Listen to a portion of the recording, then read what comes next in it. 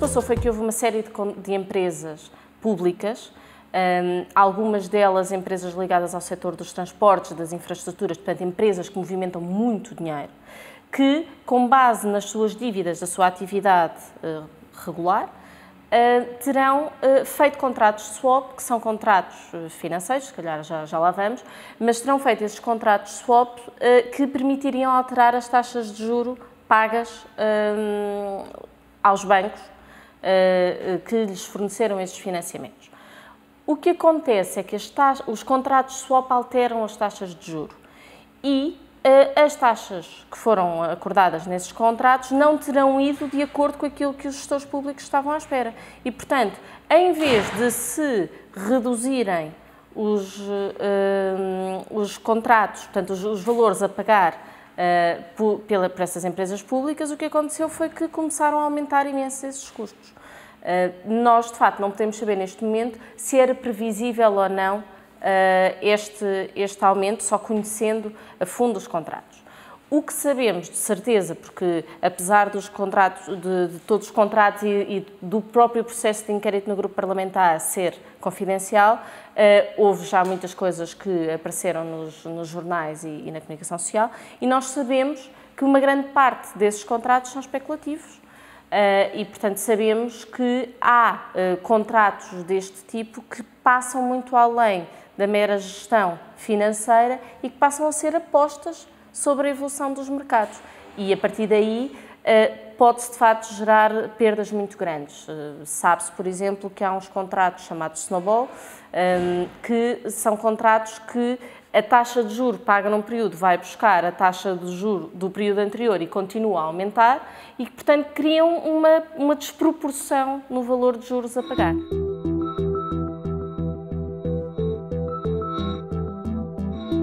De uma certa forma, sim. De uma certa forma, sim. O que acontece num contrato swap é há um primeiro financiamento, esse financiamento tem uma taxa de juros associada. Normalmente, como num empréstimo, por exemplo, hipotecário, que qualquer pessoa pode ter para a sua casa, essa taxa de juro é indexada, por exemplo, à Euribor. E, portanto, tem ali uma margem de variação, não é? As pessoas que têm uma hipoteca de casa sabem que todos os 3 meses veem qual é que é a taxa de Euribor, há ali um spread do banco e pagam um valor variável ao qual é adicionado esse spread. Num contrato swap, o que se faz é uma troca destes termos de contrato. Por exemplo, se eu tiver um contrato hipotecário que tem essa taxa variável, mas eu achar que a taxa tem uma tendência a subir, eu posso tentar arranjar alguém que faça comigo a troca e que diga, ok, então eu passo a pagar taxa fixa e essa pessoa paga a taxa variável. Ou seja, o que acontece é uma troca de juros. Portanto, quando me perguntas se não houve troca de dinheiro, não nesse momento.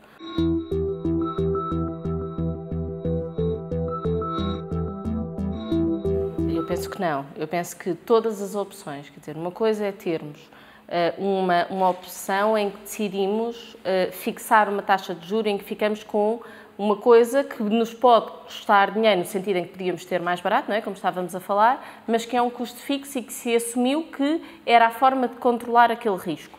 Outra coisa é gerar novos riscos, que vão muito além da variação das próprias taxas de juros.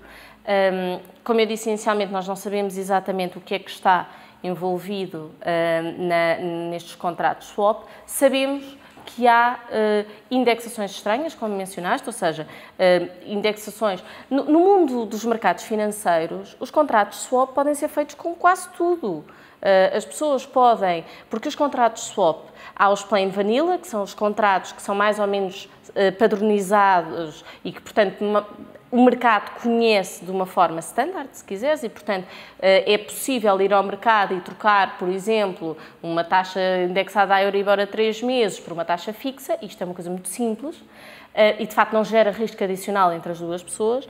Outra coisa são os contratos que podem ser feitos entre dois parceiros de um negócio e que, no caso dos derivados, os derivados incluem mais do que os swaps, não é? Os derivados são produtos em geral que derivam de outros ativos, os swaps são um deles, há outro tipo de contratos.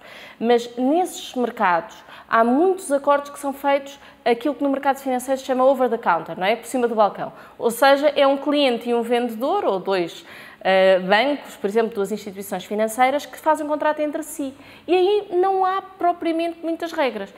Há alguns controlos, porque há uma Associação Internacional dos Derivados, mas efetivamente não há um controle dessas operações. Portanto, essas operações podem ir para todo lado e podem os bancos definir as operações que se lembrarem. Se é uma indexação ao preço do petróleo, ao preço do petróleo, pode ser ao preço da prata, do milho, mas também pode ser coisas depois um bocadinho mais complexas, por exemplo, e mais difíceis até de prever. Imagina um swap que é indexado ao preço do ouro, por exemplo, mas que diz qualquer coisa do género. Se o preço do ouro subir 4% em 3 semanas, a taxa de juros duplica. Claro que isto é um exemplo, mas isto é possível, ou seja, complicar não é só uma questão de previsão, é uma previsão, por exemplo, dos ritmos de evolução das coisas ou de coisas combinadas. Por exemplo, não é só em relação ao preço do petróleo, mas é também em relação ao preço do petróleo e do ouro.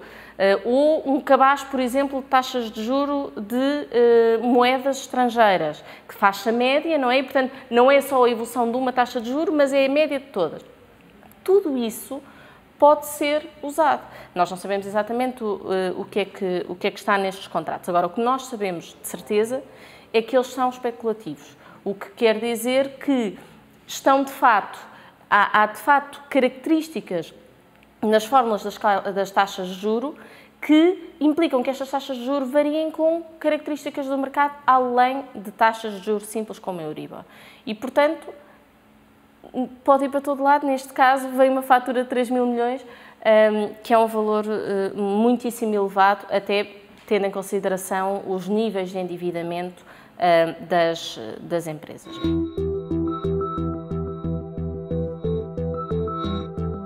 Estas empresas públicas estavam a ser geridas de uma forma autónoma, fora do orçamento do Estado, e a certa altura o Eurostat, por regras de contabilidade europeias, obriga a que estas empresas, que são mais do que 50% financiadas pelo Estado, estejam incorporadas no déficit público e nas contas públicas e, portanto, quando o Estado, de facto, passa a ter um controlo direto sobre estas empresas, percebe que estas empresas têm este tipo de produtos dentro da sua contabilidade e percebe que o nível de custos financeiros envolvidos pode ser muito maior do que aquilo que seria uma gestão normal financeira destas empresas.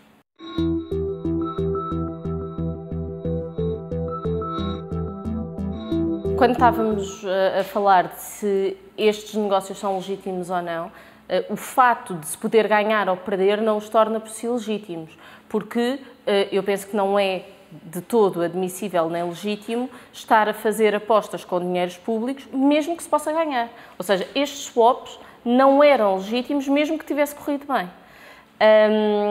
Em relação ao papel da banca, eu penso que é uma das áreas que está pouco explicada em todos estes casos. Mesmo indo além do caso dos swaps, se pensarmos depois na situação que aconteceu com o secretário de Estado, Pai Jorge, e que também estava ligado ao Citibank. E a sensação que eu tenho é que há muito pouco aprofundamento do verdadeiro papel dos bancos nestas coisas. Ou seja, questiona-se o secretário de Estado, mas não se questiona o facto de um banco ter oferecido um produto que sabia que era ilegal a um governo. E, portanto, a ligação entre os bancos e os governos é uma coisa que eu acho que devia ser muito aprofundada. Nestes casos específicos, eu acho que há talvez 3 ou 4 caminhos pelos quais esta relação com os bancos pode ser muito perniciosa. Antes de mais, esta transferência de pessoas entre o setor público e o setor privado. Sabemos que estas áreas, sendo complexas, há uma certa tendência para se irem buscar técnicos ao setor privado, porque supostamente são aqueles que percebem mais do assunto, mas de facto criam-se aqui conflitos de interesses muito graves. Por outro lado, é aquilo que tu dizes, para além de estarmos num casino em que quem nos está a vender os produtos é a casa, essa casa também desenhou os produtos. Tem muitíssimo mais informação habitualmente do que as empresas públicas. Uma empresa pública não se especializa em mercados financeiros nem noutros mercados que possam estar a ser indexados nestes produtos. E, portanto, a probabilidade de facto, o banco fazer um negócio que é mais válido para si do que para a contraparte pública é muito grande. Por outro lado, nós não conseguimos saber qual é o nível de pressão. Ou seja, as empresas públicas têm que se financiar junto destes mesmos bancos. Aliás, convém que se lembrem disto, o próprio Estado financia-se junto destes bancos. Estes bancos não são apenas vendedores de crédito, são os nossos vendedores de dívida pública nos mercados internacionais. E eu acho que essa parte também é uma parte que tem sido pouco falada. Mas, voltando à base, o que acontece é que é muito provável que um banco que financia uma empresa pública tenha dito a essa empresa pública, sim senhor, mas para eu aprovar este crédito eu exijo que haja aqui um swap, e que provavelmente até apresentou como sendo de cobertura de risco. Ou seja, nós não sabemos se houve ou não pressão dos bancos para que estes contratos fossem assinados, não sabemos que tipo de informação é que estes bancos passaram às empresas públicas, se ela foi correta ou não e se ele de facto refletia os verdadeiros riscos envolvidos ou não. Portanto, há uma grande probabilidade de haver desonestidade no tratamento desta questão e, sobretudo, há uma dependência constante do sistema financeiro e das suas regras que o próprio sistema financeiro impõe, que apresenta como sendo de grande sofisticação. Todas estas fórmulas matemáticas muito complexas são apresentadas como sendo produtos muito sofisticados, ou seja, a complexidade nunca é vista como falta de transparência, é vista como sofisticação. E isso é incorreto. E é incorreto quando estamos a tratar de dinheiros públicos, sobretudo.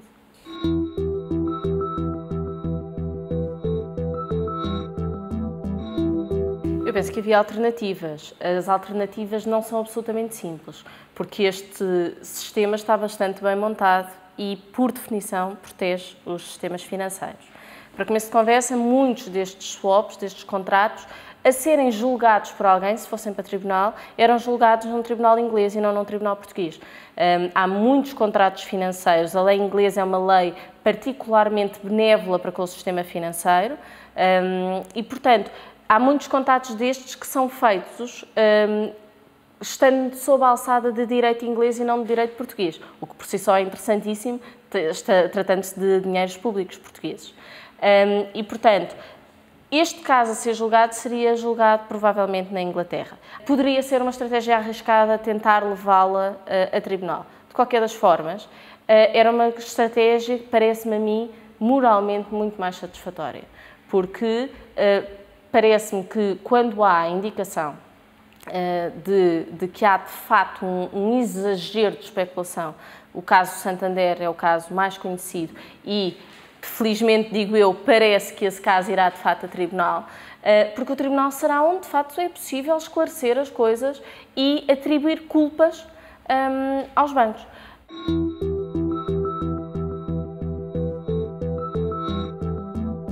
Eu acho que esta estratégia de defender o sistema financeiro não é correta. Percebo porque é que ela existe. Porque, de facto, quando bancos como o Morgan Stanley, como o Goldman Sachs, são os bancos que vendem a nossa dívida pública lá fora e cá dentro, porque quando há uma emissão de dívida pública, ela é feita para esses bancos, são chamados OEVTs,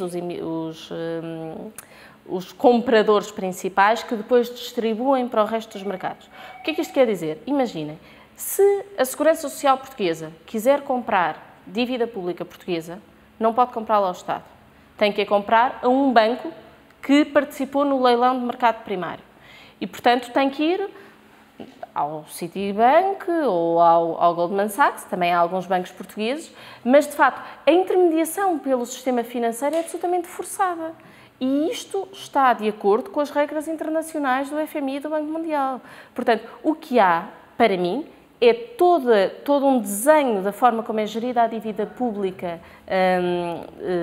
de vários países, não é apenas de Portugal, que obriga a que haja uma dependência do sistema financeiro. E isso é que eu acho que é absolutamente incorreto.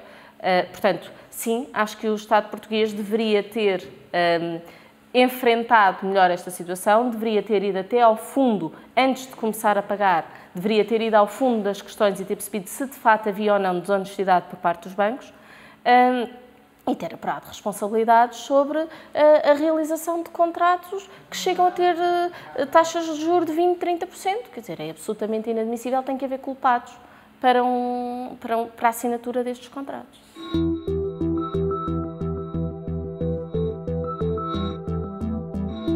Temos de considerar, na minha opinião, essa despesa ilegítima. Ou seja, eu acho que é ilegítimo pagar-se os tais 1.000 milhões de euros que já se pagaram a estes bancos sem se ter apurado responsabilidades. O que acontece é, no momento em que o IGCP for ao mercado buscar estes 1.000 milhões de euros para pagar aos bancos, estará a misturar estes 1.000 milhões de euros que vão ser pagos aos bancos com outros financiamentos que o Estado possa precisar e que podem não ter nada a ver com esta história. Ou seja, o IGCP não vai fazer uma emissão de dívida a dizer esta é a emissão de dívida para pagar os swaps.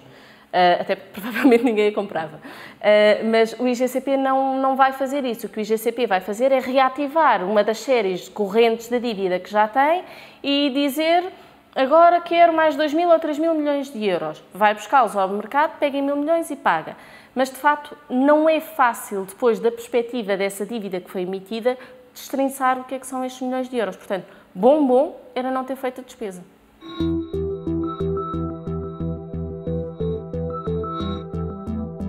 O que eu acho é que é preciso, portanto, conhecer as regras. Supostamente, o Governo tem regras claras para, na gestão de dívida pública, não fazer estes contratos e foi por isso que eles não foram feitos. Em relação às empresas públicas, é até possível que as próprias regras de gestão financeira das empresas públicas não estejam tão sofisticadas como o mercado financeiro exige que esteja. De qualquer das formas, os responsáveis das empresas tomaram a decisão de escolher um produto que é especulativo.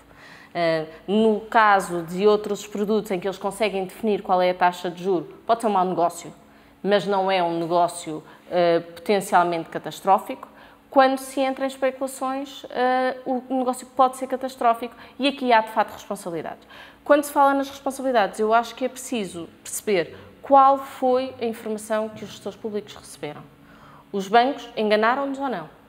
Isso é a primeira coisa, não é? Por um lado, é se os gestores públicos tinham a capacidade para fazer aqueles contratos, a capacidade jurídica para os fazer. Por outro lado, se os bancos os enganaram ou não. Depois é preciso saber se houve ou não responsáveis políticos que soubessem desta possibilidade de se fazerem estes contratos. Houve ou não alguém que alguma vez tenha dito às empresas públicas, olhem, isto está muito apertado em termos de orçamento, vejam lá se conseguem fazerem um dinheirinho nesses negócios. Alguém disse isto? Se alguém disse isto, este alguém também é responsável. Portanto, é preciso saber qual foi o papel que as pessoas tiveram e, de facto, definir responsabilidades. Uma coisa que eu também acho que é importante é a responsabilidade, de facto, de ter decidido que se pagavam agora os contratos, ou pelo menos uma parte deles.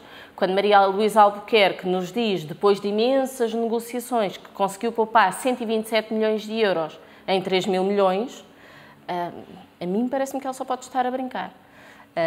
É um valor completamente irrisório relativamente aos contratos que foram feitos e aos níveis de especulação que estavam envolvidos. Portanto, eu acho que tem de haver responsáveis, não posso dizer quais são, porque não tenho dados para isso e não sou um tribunal, e acho que as pessoas não devem ser julgadas antes de facto serem apuradas as responsabilidades, agora têm de ser apuradas essas responsabilidades.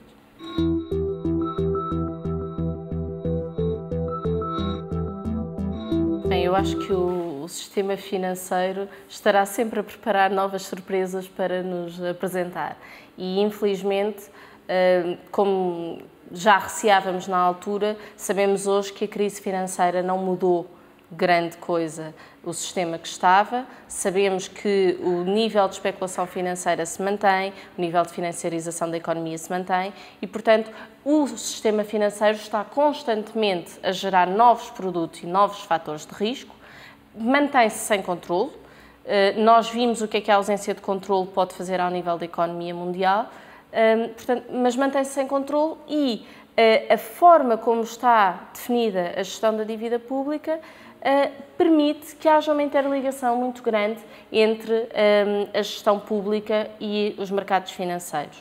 É verdade que a forma como é emitida a dívida pública é relativamente relativamente estável, mas nós também sabemos que basta haver uma agência de notação financeira que treme e o país treme todo. E, portanto, eu de facto acho que não acabaram as surpresas. Vai continuar a haver sofisticação ou complexificação financeira nos próximos anos, décadas, e a única coisa que se pode fazer é, primeiro, controlar, conhecer os produtos, obrigar a que os produtos sejam minimamente controlados, obviamente ter regras muito estritas e regras que são atualizadas no mercado financeiro, e quaisquer outros gestores que giram dinheiro na administração pública têm que estar protegidos com regras fortes sobre o tipo de risco que podem assumir. Essa eu acho que é a única forma que podemos ter de manter algum controle. A outra é garantir que quando o sistema financeiro pisa a linha no sentido de forçar produtos especulativos e com taxas absolutamente inaceitáveis ao setor público, o setor público tem a capacidade de dizer: não pagamos.